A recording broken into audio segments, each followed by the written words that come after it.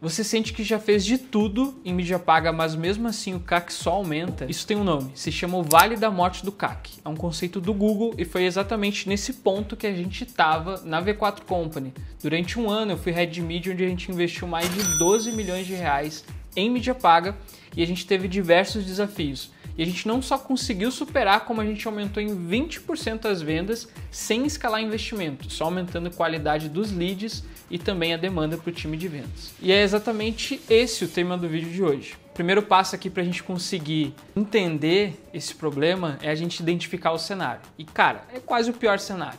Eu vou colocar aqui na tela, pedir para minha produção colocar, um print onde mostra o que é esse Vale da Morte do CAC e o conceito que o Google trouxe, né?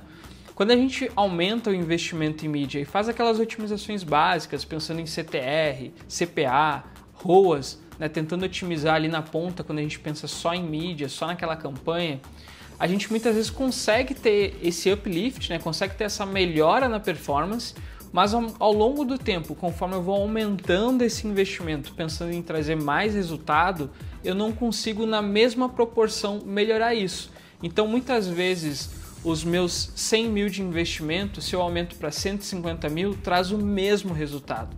E é aí que a gente chega no Vale da Morte do CAC. O conceito disso é quando eu já estou saturando a minha audiência dentro daquele público disponível. Quando a gente pensa no mercado, a gente só tem 5% dele de fato procurando algum tipo de solução para alguma dor mais evidente.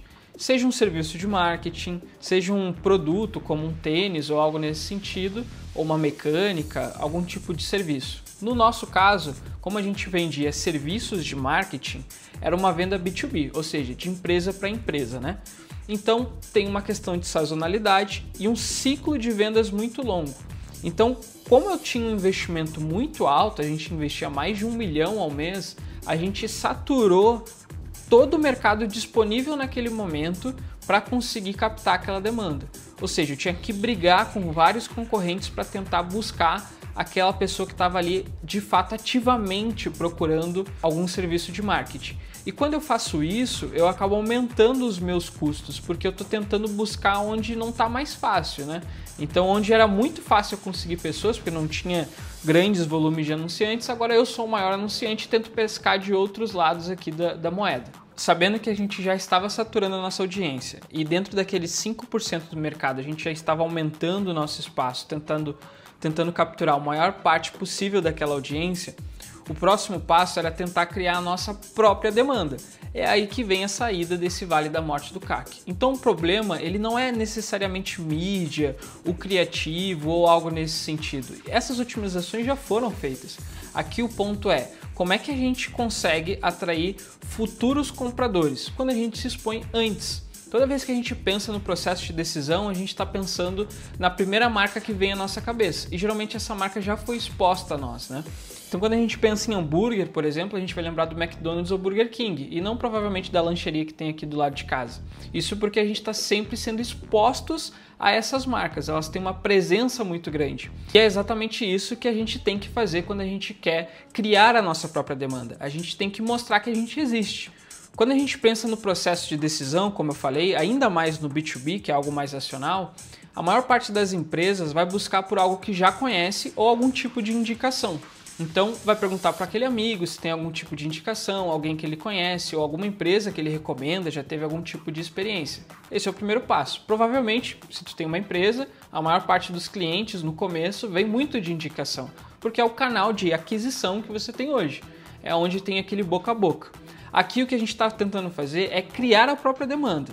Então é quando a gente se expõe antes mesmo dele ir tomar essa decisão.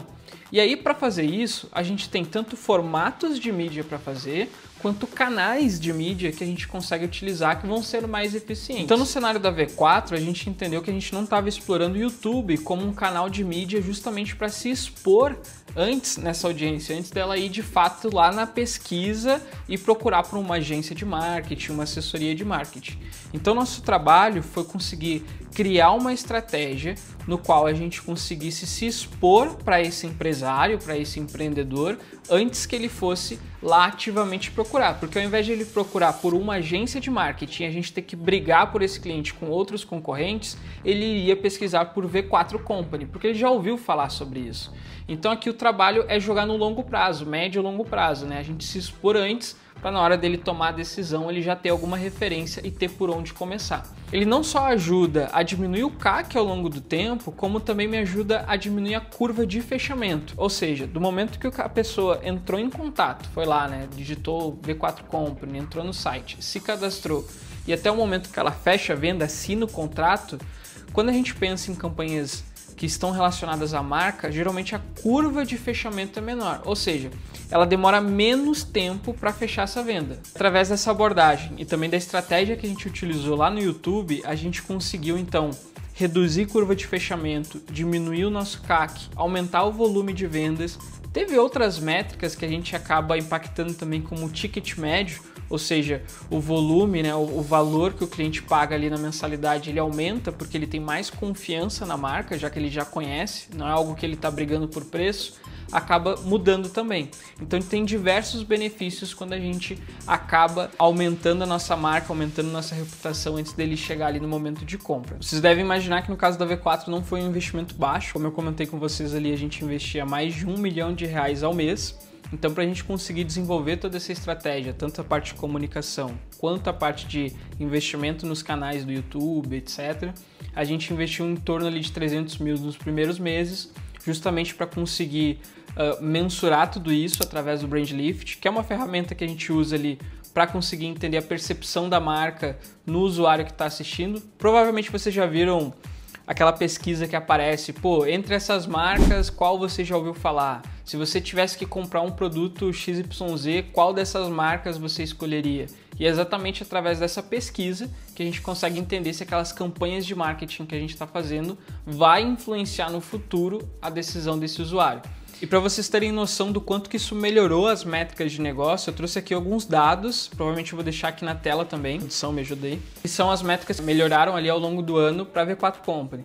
Então a gente teve 22% de aumento no volume de buscas, ou seja, pessoas pesquisando pela marca V4, crescimento de 30% no volume de leads, 52% no volume de MQL, que são leads qualificados, 56% de redução no custo desses leads e 20% no aumento do volume de vendas.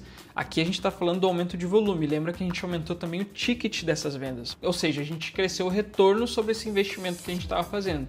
E aí quando a gente fala sobre essa métrica de ROAS, a gente está falando de um crescimento de 94%. Praticamente a gente dobrou o resultado dessa campanha, trazendo essa estratégia ali de alcançar o público antes dele tomar de fato a decisão de pesquisar na busca do Google ou procurar por alguma indicação, algo nesse sentido. Simplesmente estando na cabeça do consumidor antes dele tomar essa decisão. E qual foi a nossa conclusão e aprendizados ao longo desse tempo, né? Ao longo desse 1 ano, quando a gente olha para trás e pensa nas estratégias que a gente traçou?